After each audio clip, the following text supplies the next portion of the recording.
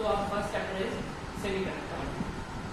तो what is semiconductor? Basically semiconductor material है. तो जैसा कि हम जानते हैं कि मटेरियल हमने अभी तक 9th क्लास 10th क्लास या किसी क्लासेज में आपने मटेरियल्स को दो टाइप का पढ़ा होगा. एक इंसुलेटिंग मटेरियल होते हैं जो कि अपने अंदर से करंट के फ्लो को अलाउ नहीं करते या अपने अंदर से करंट को फ्लो नहीं होने देते. और दूसरे हमारे पास मटेरियल होते हैं कंडक्टर जो कि अपने अंदर से करंट के फ्लो को अलाउ करते हैं. अब हमारे पास एक तीसरे क्लास का मटेरियल है जिसको कहते हैं सेमीकंडक्टर. जिसको सेमी का मतलब होता है आधा और कंडक्टर का मतलब होता है कंडक्टर.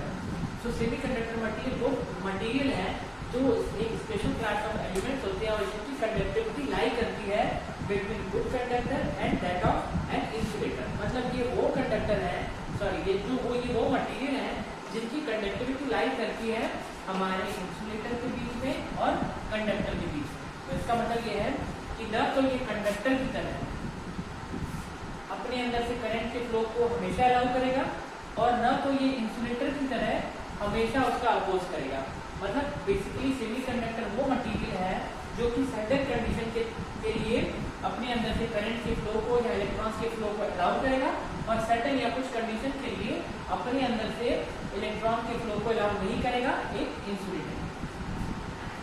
अब आगे बढ़ते हैं कि सेमीकंडक्टर है क्या और सेमीकंडक्टर कैसे कैसे बनाए जा सकते हैं और ये कितने टाइप के होते हैं. तो सेमीकंडक्टर जो है वो बेसिकली दो टाइप के होते हैं. ये सेमीकंडक्टर मटेरियल या तो सिंगल क्रिस्टल हो सकते हैं जैसे कि हमारे पास जर्मेनियम है, सिलिकॉन है, जिसमें सिंगल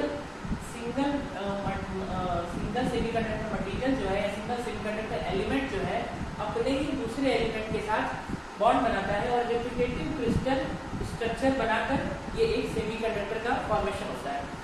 या अगर हम जर्मेनियम का एग्जांपल ले लें या सिलिकॉन का एग्जांपल ले लें तो इनमें क्या है कि इसमें एक ही टाइप का रिपीटेटिव मतलब अपने आप को दोहराने वाला क्रिस्टलाइन स्ट्रक्चर बनके हमारा एक सेमीकंडक्टर मटेरियल तैयार होता है जो अपने फ्री इलेक्ट्रॉन्स को अपने ही टाइप के दूसरे एटम के फ्री इलेक्ट्रॉन्स के साथ शेयरिंग करके बॉन्ड बनाते हैं और हमारा सेमीकंडक्टर मटेरियल का फॉर्मेशन होता है. और दूसरे टाइप के मटेरियल होते हैं कंपाउंड में सेमीकंडक्टर मटेरियल जैसे कि gallium arsenide, cadmium sulphide, gallium nitride या गैलियम आर्सेनाइड फॉस्फाइड. ये क्या है? ये दो से अधिक सेमीकंडक्टर से मिलकर कंस्ट्रक्ट किए जाते हैं या बनाए जाते हैं. और इनकी क्या खासियत है हम इनको कब यूज करेंगे हम आने वाले लेक्चर्स में विद डिटेल डिस्कस करेंगे. तो फिलहाल के लिए जानने वाली बात यह है कि सेमीकंडक्टर मटेरियल क्या है. सेमीकंडक्टर मटेरियल एक स्पेशल क्लास ऑफ एलिमेंट्स है. एलिमेंट्स का एक स्पेशल क्लास है जिनकी कंडक्टिविटी लाई करती है हमारे एक गुड कंडक्टर अच्छे कंडक्टर के और इंसुलेटर के बीच में. मतलब वो सर्टेन कंडीशन के लिए अपने अंदर से करंट के फ्लो को अलाउ करेंगे और सर्टेन कंडीशन के लिए अलाउ नहीं करेंगे.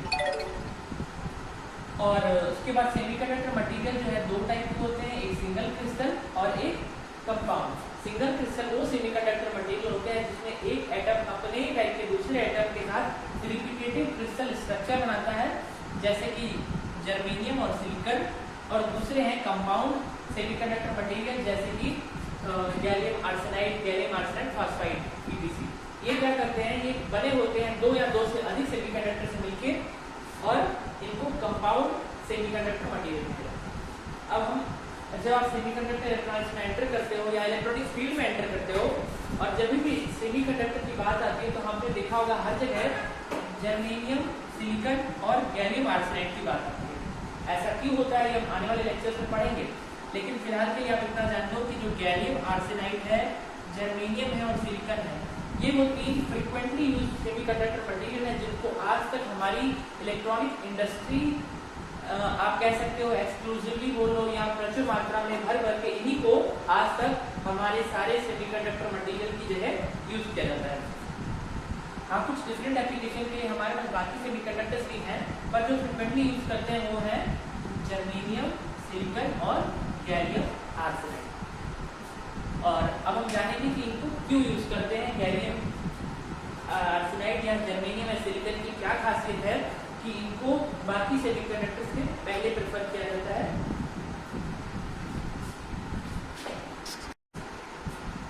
तो फर्स्ट सेमीकंडक्टर मटेरियल है ना जर्मेनियम.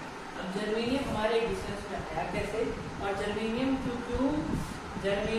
क्यों यूज किया जाए हम लोग सेमीकंडक्टर मटेरियल बनाने के लिए, या क्यों यूज करते हैं या क्यों यूज करना शुरू किया गया, इस बात की पहले क्या इसकी हिस्ट्री देख जाते हैं।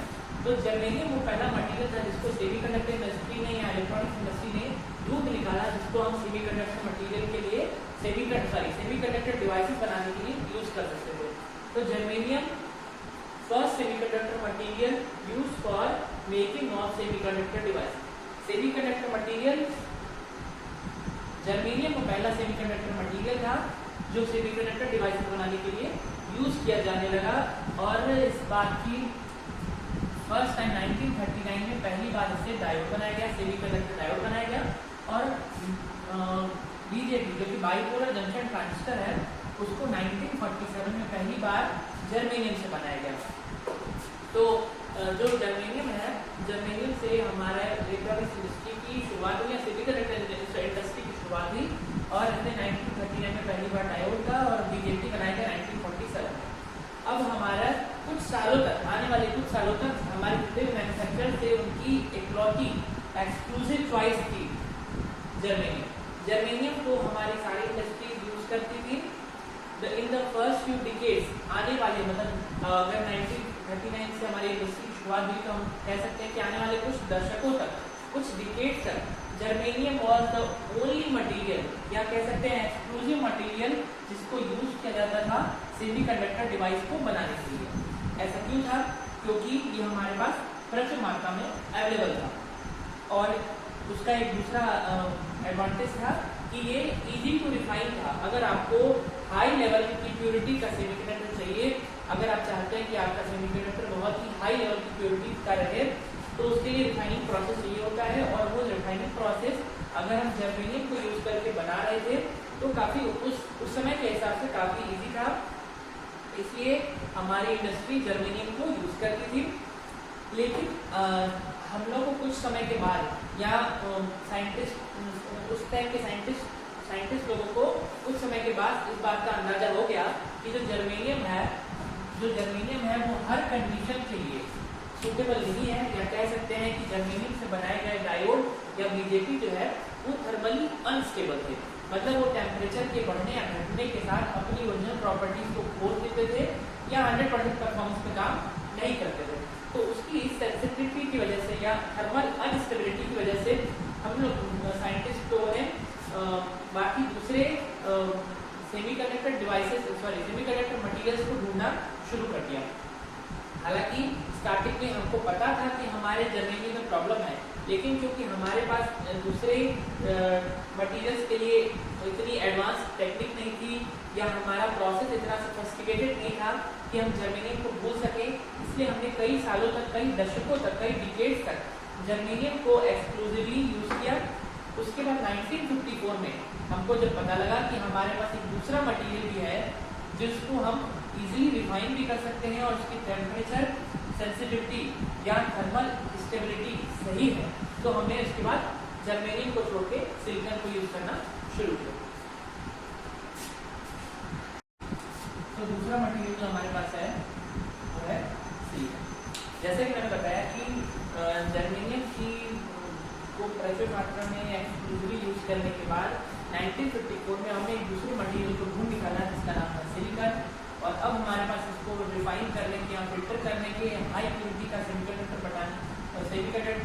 बनाने के टेक्निक्स भी अवेलेबल थे। और अब हमको पता लग गया था कि हमारे पास जर्मेनियम थर्मली स्टेबल नहीं है, तो इसके लिए हमने दूसरा सेमीकंडक्टर मटेरियल ढूंढ निकाला। तो सिलिकॉन के पास क्या खासियत थी कि इसकी थर्मल स्टेबिलिटी जो है, थर्मल स्टेबिलिटी सिलिकॉन की काफ़ी बेटर थी जर्मेनियम से। अब जर्मेनियम है वो टेम्परेचर सेंसिटिव क्यों है और ये थर्मली स्टेबल क्यों है, आप स्टूडेंट्स इन दोनों टॉपिक को याद करना। हम इन दोनों टॉपिक्स को इस टॉपिक को जो थर्मल स्टेबिलिटी वाली बात है कि जर्मेनियम और सिलिकॉन में जो थर्मल स्टेबिलिटी का जो गैप है वो क्यों है, हम इस टॉपिक पे वापस आएंगे जब हम एनर्जी बैंड या एनर्जी लेवल पढ़ेंगे। तो आप इसको याद रखना। और फिलहाल के लिए आप इतना जानो कि जो जर्मेनियम है उसकी थर्मल स्टेबिलिटी कम होने की वजह से हमने सिलिकॉन को यूज करना शुरू किया। और 1954 में पहला सिलिकॉन से यूज किया हुआ ट्रांजिस्टर को इंट्रोड्यूस किया गया या बनाया गया, क्योंकि उसके कुछ ही टाइम के बाद जो हमारा सिलिकॉन है वो कुछ ही समय में मैन्युफैक्चरर्स की पहली चॉइस बन गया। क्यों? क्योंकि उसकी टेम्परेचर स्टेबिलिटी की वजह से, टेम्परेचर सेंसिटिव नहीं था ये जर्मेनियम की तरह, और उसकी अवेलेबिलिटी की वजह से, क्योंकि जो हमारा सिलिकॉन है ये मोस्ट एबंडेंट मटेरियल, बहुत ही मतलब सबसे ज़्यादा पाए जाने वाले मटेरियल्स में से है सिलिकॉन। और जब मैन्युफैक्चरर्स ने देखा कि इसके पास थर्मल स्टेबिलिटी भी है और ये अवेलेबल भी है, तो मैन्युफैक्चरर्स ने इस पर बहुत काम किया और उसकी डिज़ाइनिंग और मैन्युफैक्चरिंग के प्रोसेस को, उसकी मैन्युफैक्चरिंग और डिज़ाइन के प्रोसेस को इतना इम्प्रूव किया और एक सोफिस्टिकेटेड लेवल का रिफाइनिंग और उसकी जो फैब्रिकेशन था वो और एक सोफिस्टिकेटेड तरीके से उसकी मैन्युफैक्चरिंग और डिज़ाइनिंग होने लगी। सिलिकॉन से काम चल रहा था, उसके बाद और कुछ समय तक सिलिकॉन से काम चलता रहा। उसके कुछ समय के बाद हमको एक और कमी यहाँ पे दिखाई दी जिसका नाम था स्पीड। जैसे आप जानते हैं कि अगर आप किसी गरीब आदमी को पैसे दोगे तो पहले वो खाना खरीदेगा, उसके बाद आपने उसको खाना दे दिया और पैसे दे दिए तो वो क्या करेगा? वो जाके कपड़े खरीदेगा। अब आपने उसको और पैसे दे दिए तो क्या करेगा? वो डिजाइनर कपड़े खरीदेगा। सेम हमारी इलेक्ट्रॉनिक्स इंडस्ट्री में भी हुआ कि अब हमको केवल थर्मल स्टेबिलिटी से काम नहीं चल रहा था, अब हमको स्पीड भी अच्छी चाहिए थी। और वैसे भी अगर हम अर्ली 1970s की बात करें तो अर्ली 1970s तक क्या हुआ था कि हमारे हाई स्पीड के कंप्यूटर्स मार्केट में आ गए थे या यूज में आने लगे थे, और अब हमको हाई स्पीड बहुत सारी एप्लीकेशन ऐसी थी जहाँ पे हमको हाई स्पीड का सेमीकंडक्टर चाहिए था। तो हमने 1970s में जर्मेनियम और सिलिकॉन के बाद एक तीसरे सेमीकंडक्टर को खोज निकाला, जिसका नाम था गैलियम आर्सेनाइड। और गैलियम आर्सेनाइड स्पीड में सिलिकॉन से क्यों बेटर है, इसके पीछे भी एक टेक्निकल कहानी है, इसको भी हम वापस से रिकॉल करेंगे। फिलहाल के लिए आप इतना जानो कि 1954 में पहली बार सिलिकॉन को इंट्रोड्यूस किया गया। क्यों किया गया? क्योंकि उसकी थर्मल स्टेबिलिटी अच्छी थी, इसकी वजह से वो मैन्युफैक्चरर्स की पहली चॉइस बन गया, अपनी स्टेबिलिटी की वजह से, टेम्परेचर स्टेबिलिटी की वजह से, अवेलेबिलिटी की वजह से, और इन दोनों की होने की वजह से हमारे जो मैन्युफैक्चरर्स थे उसने इसकी मैन्युफैक्चरिंग और डिजाइनिंग प्रोसेस को इतना इम्प्रूव किया कि अब एक सोफिस्टिकेटेड तरीके से इलेक्ट्रॉनिक्स इंडस्ट्री को लगभग पूरा सिलिकॉन ने कैप्चर कर दिया था। ऐसा कब तक चलता रहा? 1970s तक। 1970s में जब हमारे हाई स्पीड के कंप्यूटर्स बनने लगे तो हमको एक ऐसा सेमीकंडक्टर मटेरियल चाहिए था जिसकी स्पीड हाई हो, तब हमने गैलियम आर्सेनाइड को खोज निकाला।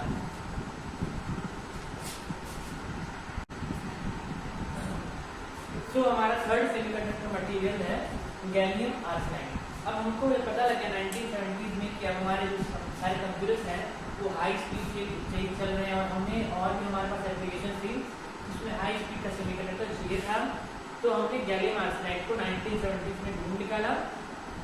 It came in the existence when the speed was required, when high speed actually when high speed, जब हमको हाई स्पीड की जरूरत थी तो हमने गैलियम आर्सेनाइड को यूज करना या उसको खोजना शुरू किया। अब इस समय क्या था कि computers were operating at high speed performance, मतलब अब हमारे जो कंप्यूटर्स थे वो हाई स्पीड पे काम करने लगे थे। हमको ऐसे कंप्यूटर्स की जरूरत थी जहाँ पे हम एक सेमीकंडक्टर मटेरियल ऐसा यूज करें जिसकी स्पीड ज़्यादा हो, और तो इसीलिए हमारा जो इसका जो रिजल्ट था, so the result was development of first gallium arsenide transistor in early 1970s में जो है गैलियम आर्सेनाइड ट्रांजिस्टर को बनाया गया या ढूंढ निकाला गया। अब इसकी खासियत क्या थी कि जो इसकी स्पीड है वो स्पीड गैलियम आर्सेनाइड से बने हुए ट्रांजिस्टर की स्पीड 5 गुना थी हमारा जो सिलिकॉन से ट्रांजिस्टर बन रहा था। तो इसलिए हमारे पास 3 सेमीकंडक्टर मटेरियल थे, जर्मेनियम, सिलिकॉन और गैलियम आर्सेनाइड। अब जो गैलियम आर्सेनाइड है उसको हमने यूज करना शुरू किया। हालांकि ऐसा नहीं है कि गैलियम आर्सेनाइड के आ जाने के बाद हमने सिलिकॉन को यूज करना छोड़ दिया। ऐसा इसलिए क्योंकि अभी जैसे मैंने बताया कि जब हम सिलिकॉन को यूज करना हमने शुरू किया तो मैन्युफैक्चरर्स ने उसके डिजाइनिंग और उसके मैन्युफैक्चरिंग प्रोसेस को इतना सोफिस्टिकेटेड बना दिया था कि उसकी कॉस्ट इतनी कम आ रही थी कि गैलियम आर्सेनाइड से उस कॉस्ट तक पहुंचना एक बड़ी डील थी, या एक तरह से कहते हैं नेक्स्ट टू इम्पॉसिबल था। तो अभी भी बहुत सारे सेमीकंडक्टर डिवाइसेस जो हैं सिलिकॉन से यूज होते हैं। आपको ज़्यादा दूर जाने की जरूरत नहीं है, आपके कंप्यूटर में जो प्रोसेसर लगा है इंटेल का, आज भी वो सिलिकॉन के ट्रांजिस्टर को यूज करते हैं। तो हमारा लास्ट पॉइंट वही है कि but due to advance development of manufacturing it was cheaper to manufacture SI. So इसकी बहुत ज़्यादा डेवलपमेंट होने के कारण जो है सिलिकॉन को भी यूज किया था, पर अब हमारे पास गैलियम आर्सेनाइड भी है। सो बेसिकली इस पूरी स्टोरी का कंक्लूजन क्या है? हमारे पास तीन सेमीकंडक्टर डिवाइस है, तीन सेमीकंडक्टर मटेरियल है, जर्मेनियम, सिलिकॉन और गैलियम आर्सेनाइड, जिनको अलग अलग समय पे अलग अलग खूबियों के लिए इन्वेंट किया गया या बनाया गया। अच्छा, तो इस स्टोरी का कंक्लूजन क्या है कि अब हमको अगर कोई सेमीकंडक्टर डिवाइस बनाना है तो हम कौन सा मटेरियल चूज करें? अभी मोस्ट ऑफ द जो स्टूडेंट्स हैं उनके मन में आ रहा होगा कि सर हमारे पास जो बेस्ट मटेरियल है वो है गैलियम आर्सेनाइड, तो हम गैलियम आर्सेनाइड को यूज करेंगे, सिलिकॉन को और जर्मेनियम को यूज नहीं करेंगे। लेकिन ऐसा अभी भी हमारे तीनों के तीनों सेमीकंडक्टर मटेरियल जो है गैलियम आर्सेनाइड, उससे पहले सिलिकॉन और जर्मेनियम, तीनों के तीनों यूज होते हैं, बस तीनों के एप्लीकेशन अलग अलग है। अगर आपको एक ऐसा मटेरियल चाहिए जो कॉस्ट इफेक्टिव हो, अगर आपको ऐसा मटेरियल चाहिए जो कॉस्ट इफेक्टिव हो, अगर हम इसके कंक्लूजन को लिखें तो कंक्लूजन क्या होगा?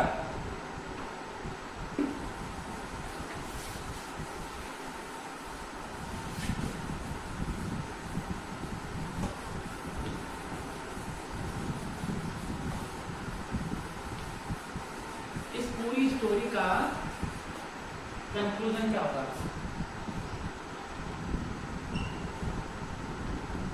अब हमारे पास तीन सेमीकंडक्टर मटेरियल है, जर्मेनियम, सिलिकॉन और गैलियम आर्सेनाइड। तो अब हम किसको यूज करें? जब हमको जो हमारा सेमीकंडक्टर मटेरियल है वो कॉस्ट इफेक्टिव चाहिए, या हमको किसी ऐसे डिवाइस के लिए यूज करना है जिसमें कॉस्ट इफेक्टिवनेस ज़्यादा मैटर करता है एज कम्पेयर टू उसकी स्पीड या उसकी सेंसिटिविटी। तो हम जब भी हमको कॉस्ट इफेक्टिव चाहिए तो हम सिलिकॉन के पास जाएंगे, कॉस्ट इफेक्टिव के लिए सिलिकॉन के पास जाएंगे, और अभी भी बहुत सारे डिवाइसेस सिलिकॉन से बनाए जाते हैं। जब आपको स्पीड का कंसर्न है, जब आपको हाई स्पीड चाहिए और आपको पैसों का कंसर्न नहीं है या कॉस्ट का कंसर्न नहीं है, तो हम बिना सोचे समझे गैलियम आर्सेनाइड के पास जाएंगे। और जब आपको टेम्परेचर सेंसिटिविटी मैटर नहीं करती, या आपको ऐसी जगह लगाना है जहाँ पे ऐसी जगह यूज करना है जहाँ पे टेम्परेचर का वेरिएशन कम है, तो हम अभी भी उसको जर्मेनियम को यूज कर सकते हैं। इसको हम यूज कर सकते हैं where temperature sensitivity is not concern. हमारा टेम्परेचर सेंसिटिविटी अगर हमारा कंसर्न नहीं है तो हम उसको जर्मेनियम को यूज कर सकते हैं। और मैं आपको एक और स्टोरी बता रहा हूँ। जैसे जर्मेनियम है, जर्मेनियम की खासियत क्या है या उसकी बुराई क्या है कि जर्मेनियम जो है टेम्परेचर के घटने या बढ़ने से बहुत जल्दी अपनी प्रॉपर्टीज को खो देता है, ये उसकी डिसएडवांटेज है। अगर हम चाहें तो उसकी इस डिसएडवांटेज को उसकी एडवांटेज की तरफ यूज कर सकते हैं। कैसे? अगर आपको कोई ऐसा सोचो है, आपको कोई एक ऐसा सिक्योरिटी अलार्म बनाना है जहाँ पे टेम्परेचर के बढ़ने से आपको जल्दी से इंडिकेशन मिलता है, तो वहाँ पे जर्मेनियम को यूज कर सकते हैं। ऐसा कोई डिवाइस बनाना है जहाँ पे टेम्परेचर से आपको किसी को कुछ अलार्म बजाना है कोई, तो वहाँ पे जर्मेनियम को यूज कर सकते हैं। तो बेसिकली हम जर्मेनियम, सिलिकॉन और गैलियम आर्सेनाइड तीनों ही सेमीकंडक्टर मटेरियल को अब तक यूज करते हैं। और कंक्लूजन ऑफ द स्टोरी ये है कि ये तीनों अब तक यूज किए जाते हैं, पर ये डिपेंड करता है आपकी एप्लीकेशन पे। Okay, thank you. बाकी आने वाली चीजें हम नेक्स्ट लेक्चर में डिस्कस करेंगे। Thank you for